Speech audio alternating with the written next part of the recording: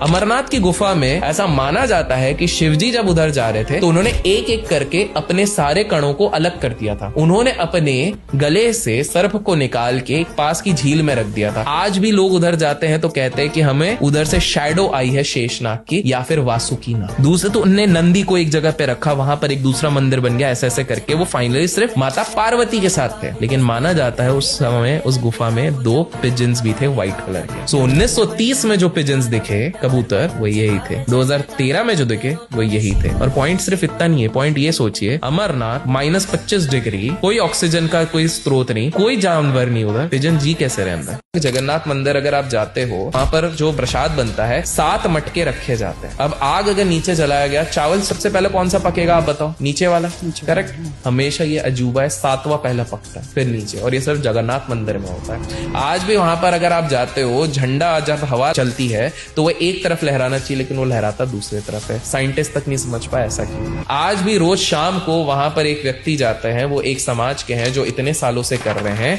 Last 800 साल से ये परंपरा चले आ रही है। रोज नंगे पांव ऊपर, एक तरीके से आप समझो 5 फ्लोर की बिल्डिंग चढ़ रहे हैं, और 30 किलोस का वेट होता है, उसमें ध्वज होता है, वो ध्वज लगाते हैं रोज, चाहे आंधी हो, तूफान हो, बारिश हो, क्योंकि अगर एक दिन भी नहीं लगा तो मंदिर 12 साल के लिए बंद हो जाए। तो ये सारी चीजें क्या है, साइंस भी इसके सामने फेल है। आज भी नरसिंह भगवान वहां पर साक्षात विराजमान है। जब आप आंध्र प्रदेश जाते हैं, यहाँ एक और जगह है अहोबिलम, जब आप इधर ट्रैक करके जाते हैं, आप जब ऊपर देखते हैं तो आपको एक ध्वज लहराता हुआ दिखता है। बताइए ध्वज पता है कहाँ पे लहरा रहा है? ये वही स्तंभ है जिससे नरसिंह भगवान निकले थे। वहीं पर एक मंदिर है जहाँ नरसिंह भगवान की एक बहुत ही मिस्टिकल चीज होती है। आप मंदिर जा सकते हैं, प्रभु के दर्शन साल में सिर्फ एक बार होते हैं। क्यों? क्योंकि नरसिंह भगवान का तेज इतना है, एनर्जी इतनी है कि आम इंसान उसको सह नहीं पाएगा। इसी मंदिर में पंडित लोगों ने खुद ने किया है, वो मूर्ति टफ नहीं है, बहुत फीबल है। उसको जब आप टच करते हो तो आपकी उंगली भी अंदर जाती है और थोड़ी उंगली अंदर चले जाती है तो रेड कलर का फ्लूइड निकलता है। ऐसा माना जाता है आज भी नरसिंह भगवान वहां पर साक्षात विराजमान है।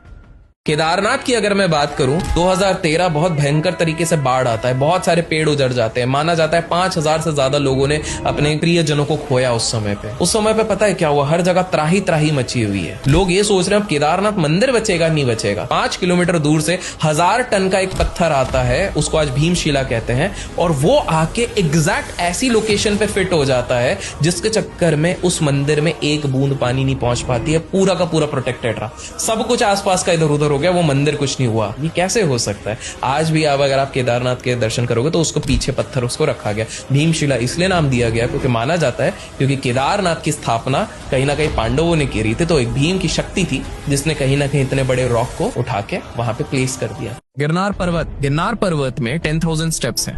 1947 भारत आजाद हुआ, ब्रिटिश सोल्जर्स को इतना पता चल गया था कि यार भारत में ना कुछ ऐसी जगह है जहाँ कुछ इनके बाबा लोग और अघोरी लोग बोलते हैं बहुत ताकत है। तो 13 लोगों का ब्रिटिश का ट्रूप उधर गया, इतना पावरफुल है जाके हम पता करेंगे। वो गए, एक रात में 13 में से 12 पागल हो गए, और जो एक निकला वो ये बोले यार हम ढूंढने गए थे कि इस दुनिया को किसने बनाया, वो तो खुद यहाँ पर विराजमान है। वहां पर एक केव्स है। पीपल हैव सेड कि हमको रात को इधर डमरू की आवाज आती है, क्योंकि ऐसा मान्यता है कि देवी देवता भी वहां पर डांस करने के लिए आते। मंदिर जाते हो आप घंटी बजाते हो, आज तक कभी सोचा है क्यों घंटी बजा रहे हो? पवित्र हो जाता है पूरा एरिया, ऐसा कुछ है? बताता हूँ। हम जब भी मंदिर जाते हो और घंटी बजाते हो, घंटी एक पर्टिकुलर शेप की होती है और एक पर्टिकुलर मटेरियल की बनी होती है और पर्टिकुलर साइज की बनी रहती है, और उसके अंदर के घंटी का शेप भी एक पर्टिकुलर साइज का होता है और वो एक जगह पे लगा रहता है। क्योंकि जब वो अपन रिंग करते हैं तो टेक्निकली वो 7 सेकेंड्स के अंदर एक वाइब्रेशन क्रिएट करती है। 7 सेकेंड्स के अंदर वो जो वाइब्रेशन क्रिएट करती है वो हमें उस जोन में ले आती है, all positive focused concentrated zone,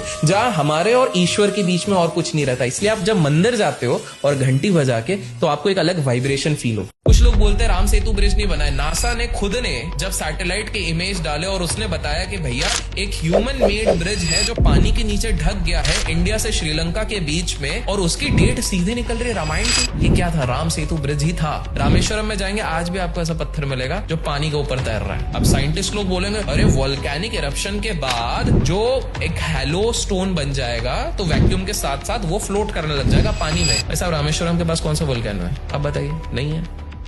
Thailand में सबसे बड़ी गणपति जी की मूर्ति है 123 फीट्स। तो आज से ना कुछ साल पहले थाईलैंड में इन्फ्लेशन, महंगाई बहुत बढ़ रही थी। कुछ भी कोशिश कर लूं रोक ही नहीं पा रहे।